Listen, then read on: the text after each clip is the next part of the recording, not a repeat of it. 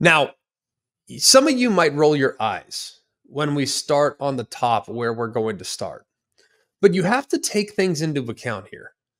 Part of it is based on how much conversation should be centering around these teams, right?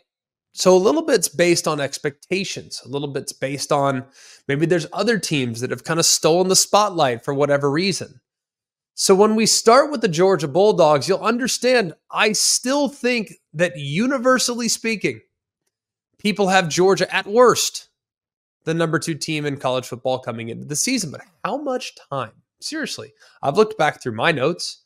I've looked back through our shows that we've done, and we've talked way less about the Georgia Bulldogs this year compared to where they were the year before and the year before that. Way less. Now, why is that? Well, partly because Alabama had a coaching change. Partly because Georgia's just kind of a plug and play. They got so many pieces back. There's not a ton of question marks. They don't have a crazy quarterback competition going on right now. You kind of know that Georgia's going to be in the mix. And the other team that would be right alongside them in the mix at the top of the college football rankings this summer is Ohio State. And Ohio State has had such a tremendous offseason with the additions that they made in the portal by adding Chip Kelly to become their offensive coordinator. Ohio State has captured almost all of the attention there at the top when deciding between who's 1 and who's 2. And we just haven't spent a lot of time talking about Georgia. We haven't spent a lot of time talking about having to replace Brock Bowers. We haven't talked about having to replace Ladd McConkey. We haven't spent enough time documenting one of the biggest transfer portal additions in the entire portal window, and that would be Trevor Etienne.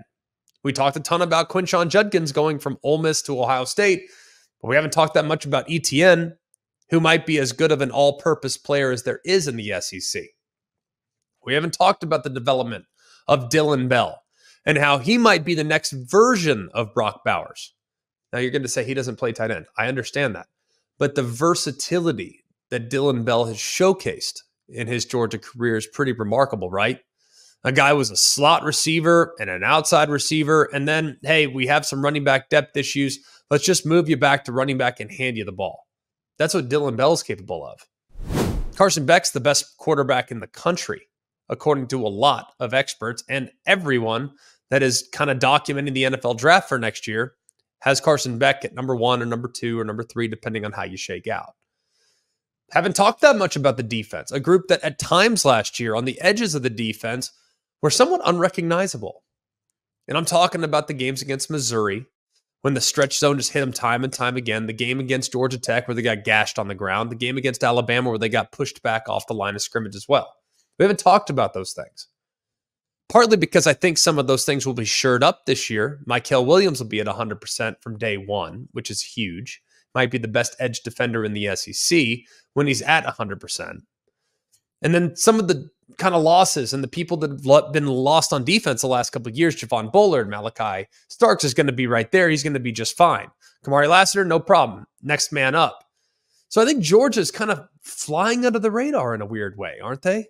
For a team that's going to be ranked number 2 and at worst, maybe number 1 going into the season, we just haven't talked about them enough.